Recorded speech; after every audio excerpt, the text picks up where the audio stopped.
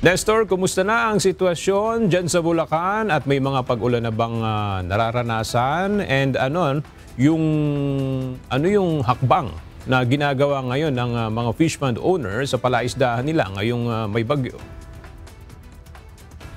Magandang tanghali aga. Sa ngayon dito sa sitwasyon, hindi lang sa Bulacan maging sa Central Luzon ay makulimlim ang panahon at wala na mga naranasan na malakas na pag-ulan sa mga oras na ito. Pero karamihan sa mga magsasaka, partikular dito sa Bulacan nga, ay kumbaga sila ay naglagay na ng mga lambat sa kanilang mga palaisdaan na magsisilbing mga pangharang para sakaling umapo nga itong inaasahang pagtaas ng tubig sa mga ilog ay hindi naman masyadong maapektuhan yung kanilang isda na doon sa kanilang mga palaisdaan.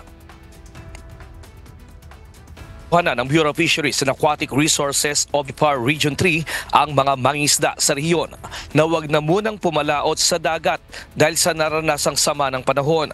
Ayon kay Wilfredo Cruz, BIPAR Region 3 Regional Director, bagamat anya hindi direktang tatamaan ng bagyo ang 7 probinsya sa rehiyon, hindi anya dapat baliwalain ang posibleng malakas na hangin at ulan sa karagatan na sinabayan pa ng high tide. Dagdag pa nito, makabubuking pumalaot sa dagat mga mangingisda, makaik sila sa disgrasya at masira ang kanilang.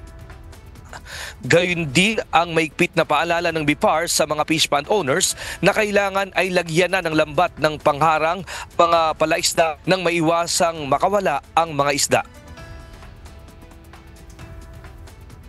Ang maganda kasi sa lambat, it is a climate change mitigation aspect kasi kung nakalambat na yung mga fish pond nila, wala na silang iniintinding umapaw. Kasi kahit umapaw siya, nandun lang din ang isda.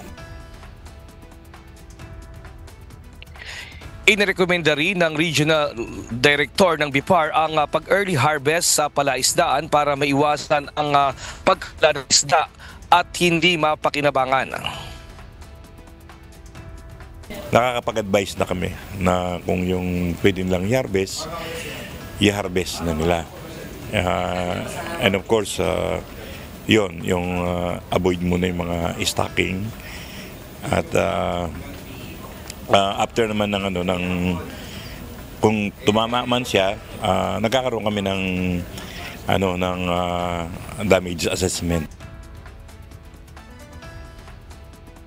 Nga maapektuhan ang isda, mayroon ng intervention na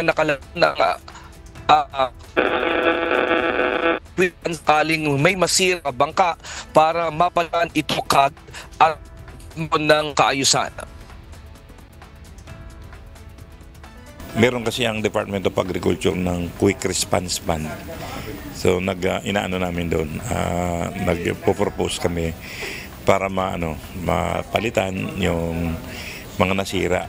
And for the last few years naman na bibigay naman, kaya nagkakaroon tayo ng interventions. Maraming salamat, Nestor Torres.